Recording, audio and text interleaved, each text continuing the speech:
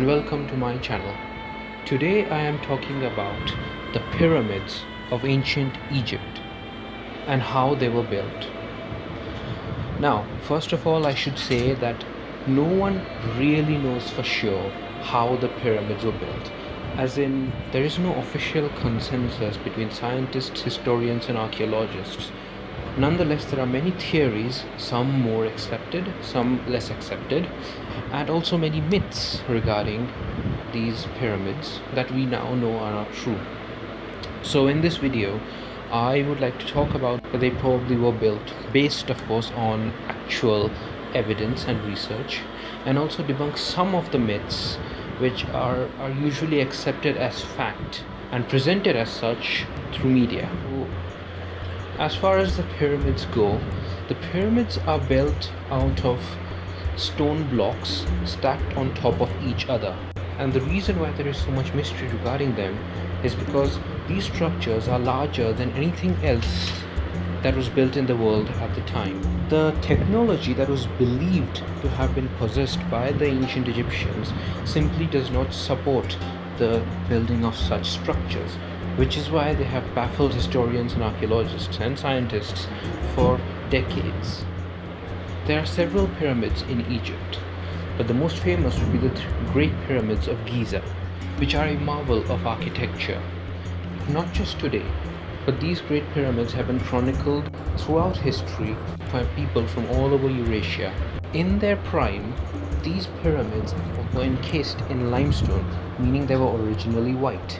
Some of them might even have had gold-plated capstones at the very top. We have pictorial evidence for this. It is said that this limestone casing was so well made, the pyramids appeared seamless, as if the entire thing was made out of one block of limestone. This is extremely impressive considering the time period in which these structures were built.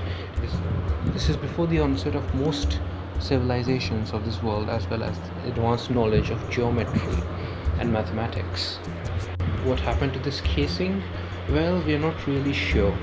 We do know that until very recently, the pyramids were still covered in limestone, and we also know that much of this limestone that covered the pyramids was used to make mosques all over Cairo, as it is believed that stone from these pyramids was also taken to build many high-rise buildings in modern Cairo. One theory is that when Saladin took over Egypt, he wanted to build mosques to appeal to the people of the city, and he decided to use the limestone that was covering the pyramids, as he thought that it would be cheaper and easier than mining the stone from scratch. However, other theories suggest that at some point Egypt was hit by a huge earthquake measuring 9.1 on the Richter scale, which shook loose this casing, meaning when Saladin came, the casing was already crumbling and falling off, and perhaps the pyramids were already bare, and he simply decided to put the stones to good use. Regardless, the pyramids are now bare, but that does not take away from their magnificence. Another interesting fact of the pyramids is that the height of the Great Pyramids is equally proportionate to the size of the axis of the Earth. So if you take the height of the Great Pyramids and you multiply it by 43,200, it equals the length of this planet. Also, if you take the length of these pyramids, and you multiply that by 43,200, you get the equatorial circumference of this earth. Here, of course, I am quoting Graham Hancock.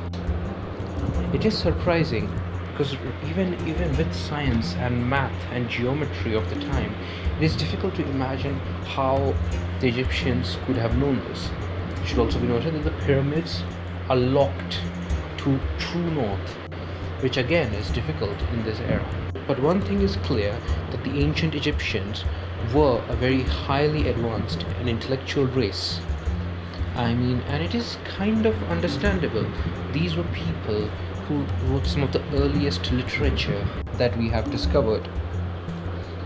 Egyptian is perhaps either the oldest or one of the oldest languages in the world. Egypt is also the birthplace of many such things as religion and mythology and literature.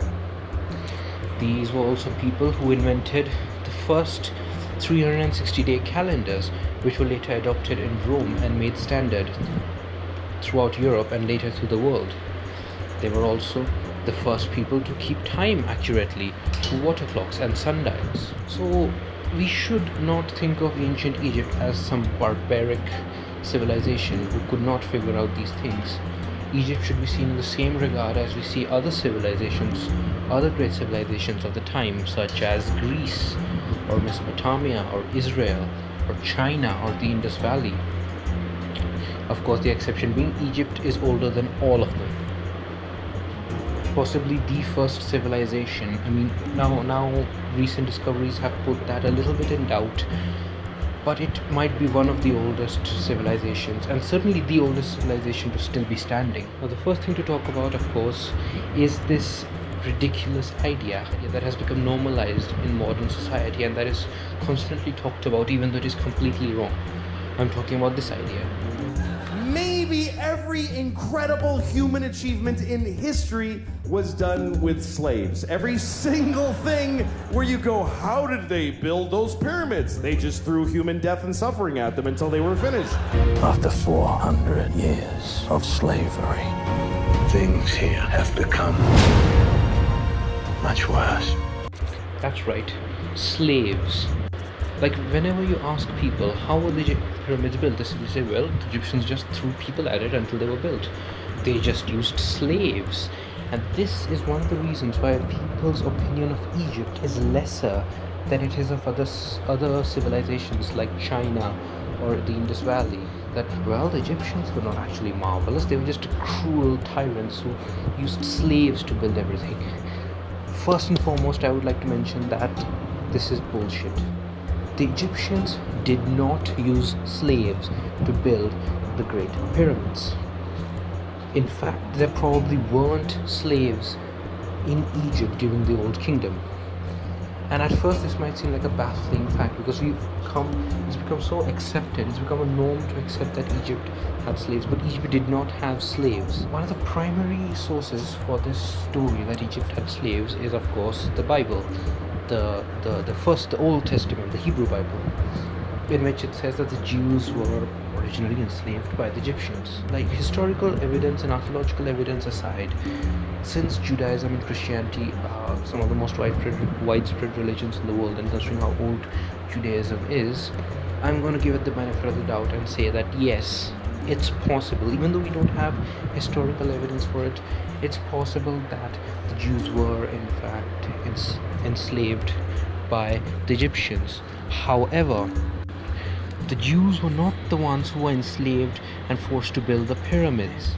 The pyramids began to be built in 2600 BC. Before any civilization in the world had done anything of real meaning, the Egyptians were already at their height and had started building the pyramids.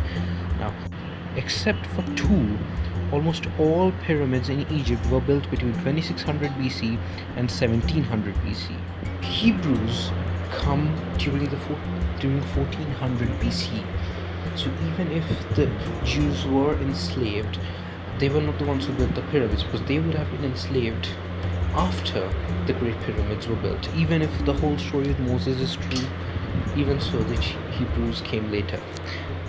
But of course, it is easy to imagine why Egyptians might have been made out to be so cruel in the Bible, because at the end of the day, Israel and Egypt were contemporary civilizations.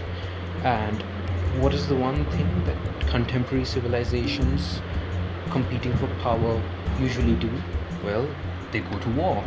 Yes, they trade and there's also cultural interaction, but there's also conflict and envy and jealousy and war. And we know for a fact that the Israelites were in conflict with the neighboring Mesopotamians. It's easy to imagine that the Israelites were also in conflict with the Egyptians. So were the Greeks, for that matter. Something I forgot to mention at the time is that there were in fact Hebrews in Egypt. As I said, there was cross-cultural interaction as well. and many people, many Semitic people did come to Egypt. However, these Semitic people weren't Jews. They were Hebrew speaking, but they were Canaanites and Philistines.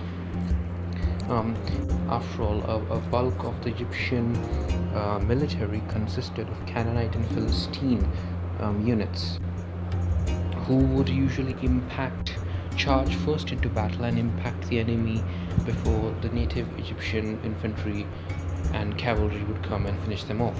I should also mention that the Egyptian ruling dynasty known as the Hyksos, who were a foreign dynasty, when they were expelled from Egypt by Amhosay, he expanded the Egyptian empire to cover Syria and Canaan. And naturally, some Canaanites might have been taken as prisoners of war and been enslaved.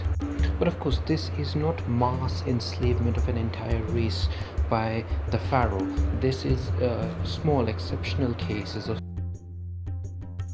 prisoners of war but were taken by every culture in all of history. This doesn't mean the Egyptians were actively enslaving all Semitic people. But we still need to understand that Egyptians and the pharaohs were not the demons they are made out to be in the Bible. I mean, part of the reason why they are demonized is simply because they were polytheistic. But that doesn't mean much. To sum it all up, slaves, which is the accepted norm, were not used to build the Great Pyramids. This stupid idea of people, of hundreds and thousands of people lifting huge, and these were heavy rocks, extremely heavy rocks, and this idea of hundreds of thousands of people lifting rocks tied to ropes and carrying them. First of all, it's almost impossible. Even if you did that, that's not how it works. You can't just have a lot of people come around and carry these huge rocks and carry them up the pyramid. I mean, these are still human beings. And even if Egyptians had slaves are not so expendable that you would just kill tens of thousands to place the nearly 2.5 million blocks that comprise the Great Pyramids, and even more if you consider all the pyramids in Egypt. Also, this fallacy that comes up sometimes that elephants were used. No, that's not how elephants work either. That's not how elephants work. You can't build the pyramids with elephants. Well, one interesting discovery that has recently come up suggests that the Egyptians used an ancient kind of cement. And this changes everything that we knew about the civilization, because it is usually believed that cement was discovered in Rome. The Egyptians did have an ancient technique, a very advanced technique that we no longer know exactly how they did it, but they found a way to take limestone and powder it up and make a cement slurry out of it, then pour that into preset molds and let it harden. And that would explain how they built the pyramids, at least part of it, how they placed nearly 2.5 million blocks, because it's a lot easier to carry cement and pour it into molds than just to carry actual rocks. Egypt would have been a technologically advanced society for its time to do all the mathematical calculations to make sure the pyramids were exactly as they were, because as you know, pyramid is a tricky structure. You get one thing wrong and the entire thing goes wrong. So you must be careful, especially if you are using molds. But that doesn't mean that all the stones in the pyramids were cast, because within the pyramid there are also large structures, huge granite blocks, and even if you can make cement out of limestone, you definitely can't make it out of granite. So the Egyptians did have some technology to carry this granite, and most likely this was through some kind of intricate pulley system or elevator system. Through this intricate system of pulleys and elevators, it might have been possible to lift the stones up and use ramps to bring them onto the pyramids and place them where they were. And the Egyptians would also have been great engineers, mathematicians, and architects. The Egyptians were also smart enough to know that the pyramid is one of the most stable and resilient structures that can be built. I mean, of course, we don't build pyramids in today's time because places that need resilient structures like Japan or San Francisco simply don't have the space, because pyramids are not very space efficient, but they are stable. The Egyptians knew this, and that is why the pyramids are still standing today. And that's what I wanted to say. That's how the pyramids were built, through cement and through marvels of engineering. But a large portion of it was cement, it was not slaves. I mean, there's still a lot of mystery involved because we don't know exactly how this cement was made. We don't know exactly what mechanical structures were used to build the pyramids, but we do know more about the Egyptians than we did before, and we know that they were in fact a very advanced civilization. Thank you for watching. If you like this video, then please leave a like and subscribe for more content. I've been Ashton, and I'll see you again.